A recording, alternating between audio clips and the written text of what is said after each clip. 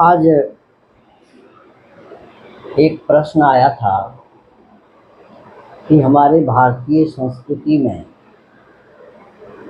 जो दाहिने कान पर यज्ञोपवीत रखते हैं उसका क्या महत्व।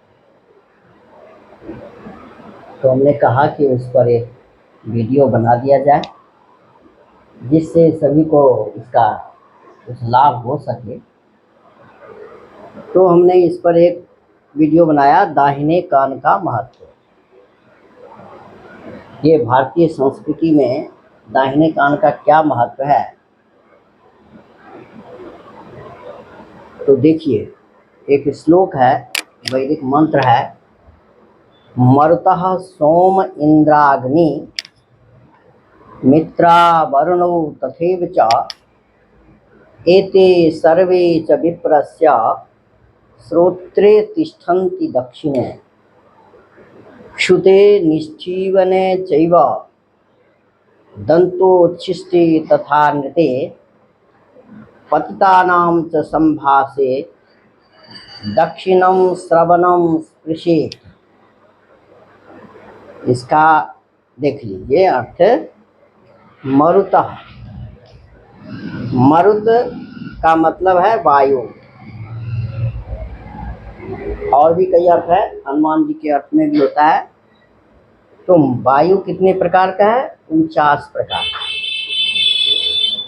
तो ये मरुत जो है ये हमारे कान में, ये सभी मरुत सोम इंद्राग्नि, मरुत वायु 49 प्रकार की वायु है जो हमारे कान में निवास करते हैं।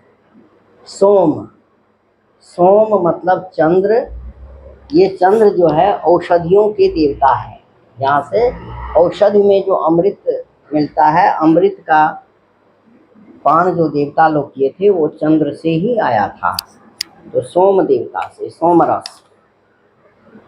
अब इंद्र, इंद्र देवता आर्यों का राष्ट्रीय देवता माना जाता है इंद्र को। वैसे तो पहले वरुण थे जो राष्ट्रीय देवता, वरुण को माने जाते, अब इन्होंने इंद्र ने ले लिया है। जैसे हमारे देश में लोगों ने राष्ट्रपिता बना दिया है, वो कैसे बना पता नहीं। तो इंद्र आर्यों का राष्ट्रीय देवता माना जाता है। अग्नि, अग्नि देवता। मित्र, इसमें देखिए मित्र, अग्नि मित्र और मित्रा वरुणो, मित्र और वरुण ये दो हैं। ये इनका ये कश्यप, कश्यप ऋषि की पत्नी अदिति के पुत्र है। ये दोनों मित्र जो है इनके जल पर अधिकार है। ये सागर के नीचे निवास करते हैं, इनका सागर के नीचे पर अधिकार है। वरुण जो है सागर के ऊपर निवास करते हैं। ये सब भी हमारे कान में निवास करते हैं। तो एते सर्वे विप्रस्य श्रोत्रे तिष्ठन्ति दक्षिणे। यह किसमें निवास करते हैं? दाहिने कान में। मरुत, सोम, इंद्र, अग्नि, ठीक है, मित्र और वरुण, ये सभी देवता हमारे मनुष्य के दाहिने कान में निवास करते हैं। दाहिने कान में ये निवास करने के कारण साफ लिखा है, देख लीजिए। तो क्या होता है? इसका महत्व बन गया। तो क्षुते निश्चीवने चैव दन्तोच्छिष्टे तथा नृते पतितानां च संभासे दक्षिणम श्रवणम स्पृशेत्। अब ये दाहिने कान का महत्व समझ गए। ये सभी देवी देवता जो है कान में रहते हैं, निवास करते हैं, वो भी दक्षिणी कान में। तो कहते हैं क्षुते, छींक, मनुष्य को छींक तो आता ही है। जब छींक आता है तो लोग क्या करना चाहिए? दाहिने कान को स्पर्श करना चाहिए। इससे उससे जो अशुद्धि होती है वो ठीक हो जाए। छींकना। निश्चीवने, निश्चीवने चैव, थूक खखार आदि जो फेंकते हैं, थूक फेंकने के बाद भी कान को स्पर्श करना चाहिए। छुते निश्चीवने चैव दंतों दंतोच्छिष्टे तथा निते। दांत को छूने से लोग, इसलिए कई का आदत है अपने पेन को, अपने कुछ और भी वस्तु को हाथ में लेकर दांत में लगा लेंगे, वो अशुद्ध हो जाता है, नहीं छूना चाहिए। वो यदि छू लिया दांत तो जूठा हो गया, तो फिर भी दाहिने कान को स्पर्श करना चाहिए। ठीक है। दंतोच्छिष्टे तथा नृत्य। और झूठ बोलने, यदि झूठ बोल दिया, झूठ बोलाया गया, निकल गए मन से, तो उसको भी दाहिने कान में स्पर्श करना चाहिए। और संभाषण के बीच में यदि आपने कुछ गलत बोल दिया, पतिता नाम च संभाषे दक्षिणम श्रवणम से, उस अवस्था में भी, जैसे आजकल लोग सॉरी बोल देते हैं, सॉरी, तो दाहिने कान को स्पर्श करना चाहिए। वही दाहिने कान को स्पर्श करने का मतलब सॉरी है, माफ करें। ठीक है।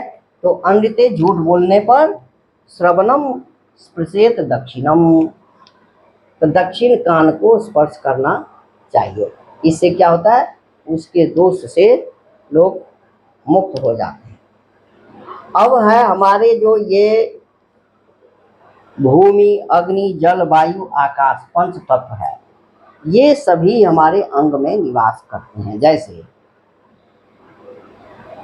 अंग और तत्व, देखिए नाक, हमारा नाक है, नाक में भूमि तत्व है, किसी न किसी कारण से ये अशुद्ध हो जाते हैं। नाक भी अशुद्ध हो जाते हैं कई बार, चीखने से, मल निकलने से, उसमें भूमि तत्व का निवास होता है। आँख, आँख में क्या होता है, ये आँख है, आँख में अग्नि तत्व का निवास है। ठीक है।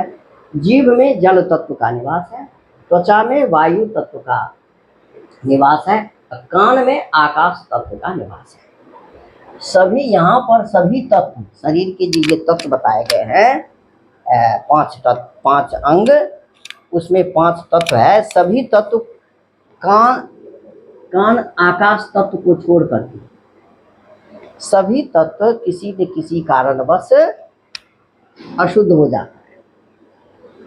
नाक भी, आंख भी, जीभ भी, त्वचा भी। लेकिन आकाश तत्व कभी अशुद्ध नहीं होता, वह शुद्ध ही रहता है। और आकाश तत्व का निवास कहाँ पर है, ये कान में है, तो कान हमेशा शुद्ध रहता है। इसलिए ये चीज सभी देवी देवता जो है बोले हैं, इसमें सभी कान में निवास करते हैं, दाहिने कान में, और उसको छूने से ये हम शुद्ध हो जाते हैं। ठीक है। दूसरी बात, ये कान पर जो यज्ञोपवीत रखते हैं, उसका भी कारण यही है कि यदि मलमूत्र त्याग के समय कान पर जनेऊ रखते हैं कि वो अशुद्ध न हो। कान, दाहिने कान पर एक तो शुद्ध चीज है, कान, दाहिना कान आकाश तत्व है, उस पर 3 बार लपेट देते हैं तो जनेऊ शुद्ध ही रहता है। दूसरा, मेडिकल इसका कुछ अन्वेषण हुआ है कि ये जो दाहिने कान के जो नस वगैरह है, वहाँ का संबंध हमारे मल मूत्र त्याग करने के लिए है। इसका संबंध मल मूत्र की जगह पर उसका संबंध है। तो यदि इस पर हम वो जनेऊ के धागे को लपेट देते हैं तो मल मूत्र करने में सुविधा होती है, सहज तरीके से मल मूत्र का त्याग हो जाता है। इसलिए दाहिने कान पर जनेऊ रखते हैं। ठीक है।